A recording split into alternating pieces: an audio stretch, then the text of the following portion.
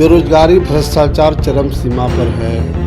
विधि व्यवस्था नाम का कोई चीज नहीं रह गया। सभी जगहों पर नीतीश सरकार फिसड्डी हो गया। पागल आदमी ही अब नीतीश कुमार का समर्थक हो सकता है। लेकिन नीतीश कुमार पढ़े लिखे तो जरूर है, लेकिन अनपढ़ गमार ऐसा व्यवहार कर रहे हैं। जिस तरह का प्रधानमंत्री वैसा देश, जिस तरह का मुख्यमंत्री वैसा प्रदेश। नीतीश कुमार पर अब हंसी बढ़ता है कि कहते हैं कि हम इंजीनियरिंग किए हैं। अब कौन कॉलेज से इंजीनियरिंग किया है वो पता लगाना पड़ेगा।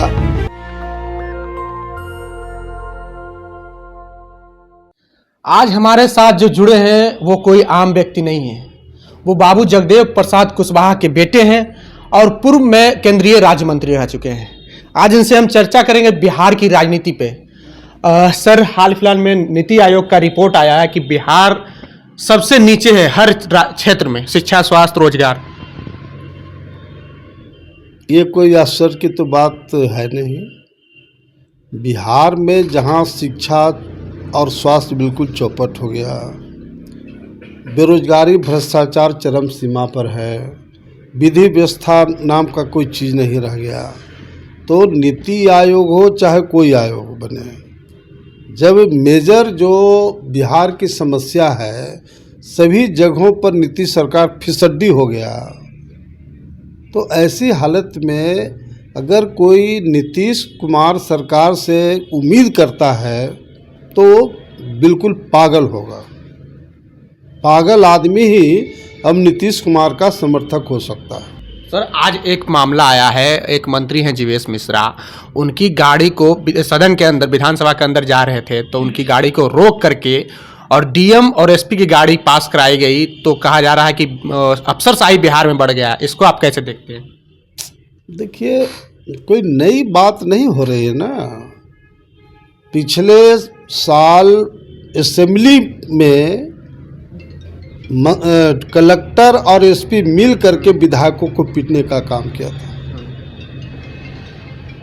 डीएम और एसपी पुलिस असेंबली में जा करके विधायकों को पीटना, जबकि प्रोटोकॉल है कि चीफ सेक्रेटरी जो ऑफिसर का हेड होता है, अगर उसके यहाँ भी कोई पब्लिक रिप्रेजेंटेटिव जाता है तो उनको खड़ा होकर के पहले स्वागत करना है और तब पूछना है कि आपकी मैं क्या सेवा करूं। यह है प्रोटोकॉल, बिहार का सरकार का प्रोटोकॉल है।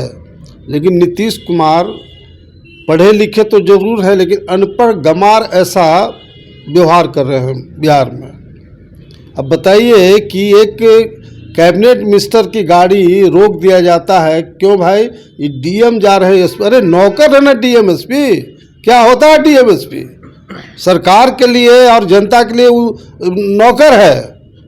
अब नौकर को पहले जाने दे और जो सरकार चला रहा है उसको गाड़ी रोक दे।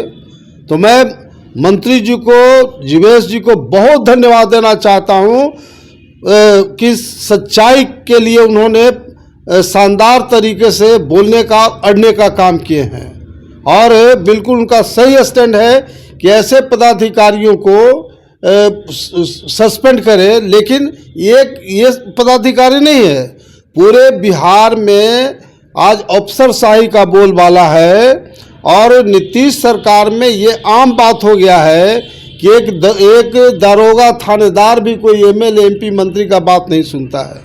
ये कोई आश्चर्यजनक बात नहीं है।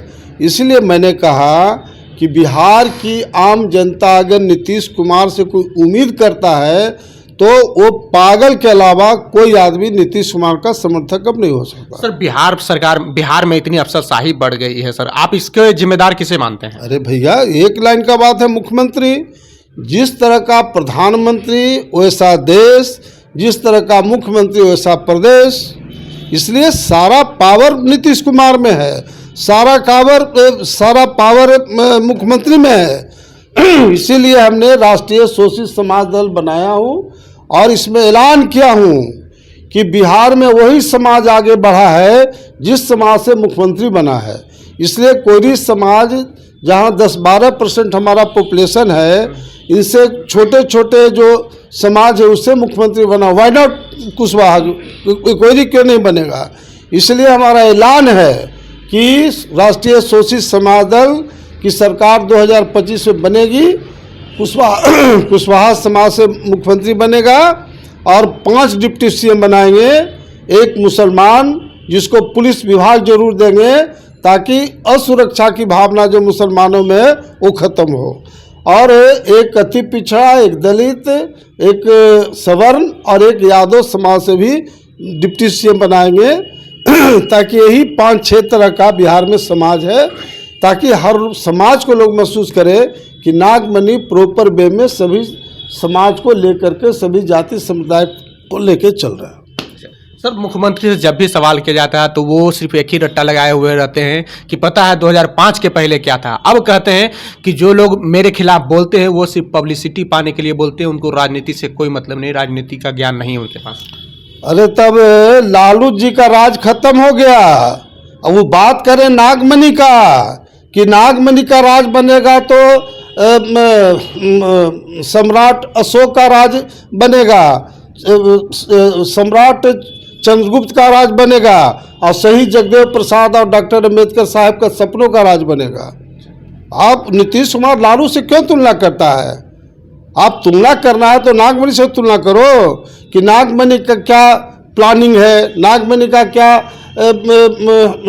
योजना है, कैसे हमारा बिहार डेवलप होगा, कैसे हम शिक्षा में सुधार करेंगे, कैसे स्वास्थ्य में सुधार करेंगे, बेरोजगारी भ्रष्टाचार को कैसे हम खत्म करेंगे, विधि व्यवस्था को कैसे चुस्त दुरुस्त करें। हमसे पूछे, आप पूछिए हमसे कि कैसे आप सुधार करिएगा। अगर सर आपकी सरकार बनती है तो किन किन क्षेत्रों में आपका प्रमुख रहेगा कि इन क्षेत्रों में काम करने की आवश्यकता है अभी बिहार में? देखिए, राष्ट्रीय शोषित समाज दल नए सोच और नए मुद्दे के साथ हम लोग पार्टी बनाया है, और 2-3 एग्जाम्पल आपको देना चाहते हैं जो मेजर पॉइंट्स है शिक्षा का। शिक्षा में सुधार के लिए लोग परेशान है। 1 सेकंड का काम है, हमारी पार्टी की सरकार बनेगी, फर्स्ट कैबिनेट में निर्णय होगा कि मुख्यमंत्री का बेटा बेटी हो या मंत्री का, विधायक सांसद का, या डीएम एसपी या गजटेड पदाधिकारी का, सभी के बाल बच्चों को, लड़का लड़की को सरकारी स्कूल में पढ़ाना पड़ेगा। जब सीएम और मंत्री और विधायक और सांसद और डीएम एसपी का बेटा बेटी पढ़ेगा सरकारी स्कूल में, मास्टर को पढ़ाना पड़ेगा, न तो 1 मिनट में सस्पेंड होगा, क्योंकि कंट्रोल कौन करता है? सरकार और डीएम। इसलिए शिक्षा में सुधार के लिए जो माथा पेची लोग कर रहे हैं उसका कोई मतलब नहीं है। एक लाइन का डिसीजन है कि सरकारी पदाधिकारी और पॉलिटिकल जो लोग हैं, मुख्यमंत्री और मंत्री, एमएलए, एमपी, उनके बाल बच्चों को एट एनी कॉस्ट सरकारी स्कूल में नामांकन पड़ा, नंबर 1। नंबर 2, जो खास करके जब देश आज़ाद था, गुलाम था, तो अंग्रेज की पुलिस जो अत्याचार जुल्म शोषण करती थी भारत के गुलामों पर, उसी तरह का आज भी पुलिस का व्यवहार है। इसलिए हमारी पार्टी का सोच है कि पुलिस के पावर को हम कम करेंगे। उन पुलिस का काम विधि व्यवस्था को चुस्त दुरुस्त रखना होगा, प्लस उनको सिर्फ एफआईआर करना है कोई घटना का, सुपरविजन मजिस्ट्रेट करेगा, है ना, और जो दोषी होगा उसको फिर पुलिस गिरफ्तार करेगी। उसी तरह से जो न्यायपालिका है, अब कहीं मर्डर होता है या ज़मीन जायदाद का जो मैटर आता है, उसमें 15 साल, 20 साल, 25 साल तक लगातार केस चलते रहता है। आम जनता भी परेशान, और ख़ास तौर से जो आम जनता है वह वकील कोर्ट कचहरी के में वो घूमते रहता है, करोड़ों करोड़ रुपया लोगों खर्च होता है, और उसी तरह से सरकार जो 15-20 साल जेल में रहता है, खाना कपड़ा दवा दारू में करोड़ों करोड़ रुपया सरकार का खर्च होता है। हमारी पार्टी का सोच है कि नहीं, 1 साल के अंदर में एट एनी कॉस्ट जजमेंट आपको देना पड़ेगा। सरकार व्यवस्था करेगी कि बड़े पैमाने पर न्यायालय बनाना, जज की नियुक्ति करना, वो अलग चीज़ है, लेकिन 1 साल के अंदर में न्याय लोग को मिलेगा। उससे क्या फ़ायदा है? मास जनता को जो करोड़ों करोड़ रुपया खर्च होता है कोर्ट कचहरी वकील और जेल के चक्कर लगाने में, वो भी बचेगा। और सरकार का जो करोड़ों करोड़ रुपया खर्च होता है जेल में 15-20 साल खिलाने पिलाने में, वो भी बचेगा। उससे जो शिक्षित बेरोजगार जो नौजवान हैं, जो पढ़ लिख करके भटक रहे हैं, नीतीश कुमार की लाठियां खा रहे हैं, वो ऐसे लोग से बचाव होगा। उनको हम लोग कोई न कोई रोजगार मुहैया कराएंगे। सर, रोजगार की बात की जाए तो मुख्यमंत्री ने चुनाव से पहले, विधानसभा चुनाव से पहले कहा था कि बिहार में 19 लाख रोजगार हम देंगे युवाओं को। फिर मुख्यमंत्री कहते हैं कि बिहार में समुद्र नहीं है, यहाँ पे रोजगार लगाना संभव नहीं है, दिक्कत है। देखिए, नीतीश कुमार पर अब हंसी बढ़ता है कि कहते हैं कि हम इंजीनियरिंग किए हैं। अब कौन कॉलेज से इंजीनियरिंग किया है वो पता लगाना पड़ेगा। अब बताओ कि बेरोजगारी जो मुद्दा बना हुआ है देश में, मैं बताना चाहता हूँ कि लोग सीरियसली सोचते ही नहीं कि किस तरह से इसका उपाय किया जाएगा। बिहार में खास तौर से बिहार की बात कीजिए तो बिहार में 70% किसान हैं और वो अन्न, फल, फ्रूट्स, पोल्ट्री और फिशरीज वगैरह का उत्पादन करते हैं। तो मैं एक एग्जाम्पल देना चाहता हूँ कि किसान द्वारा उत्पादन जितने भी तरह का, उसके आधार पर अगर छोटे छोटे उद्योग धंधों का जाल बिछाया जाए तो और सरकारी फंड से शिक्षित बेरोजगार नौजवानों को पूंजी दिया जाए तो बेरोजगारी रातों रात खत्म हो सकता है। एक किसान धान उपजाता है, उससे चावल बनता है। चावल से ही कम से कम 10-15 तरह का फूड सप्लीमेंट बनता है। हाँ, फूड प्रोडक्ट बनता है जिससे लाखों लाख लोगों नौजवानों को रोजगार दिया जा सकता है। ये जो आलू और केला का चिप्स है, चिप्स का पूरे दुनिया के पैमाने पर इसका सप्लाई हो सकता है। लेकिन कहीं तो मतलब जितने भी आइटम है जो अन्न है, फल है, फ्रूट्स है, वेजिटेबल है, पोल्ट्री है, फिशरीज है। अब मछली यहाँ आप उत्तरी बिहार में जाइए, बड़ा बड़ा जलाशय है, ये वहीं पड़ा हुआ है। सारा जो है आंध्रा का मछली बिहार में आ रहा है। तो कोई मतलब नहीं है सरकार कोई काम कर रही है। इसलिए राष्ट्रीय शोषित समाज दल तमाम मुद्दों पर नए सोच के साथ, नए मुद्दे के साथ हम लोग बिहार में अपनी पार्टी का फैलाव करेंगे।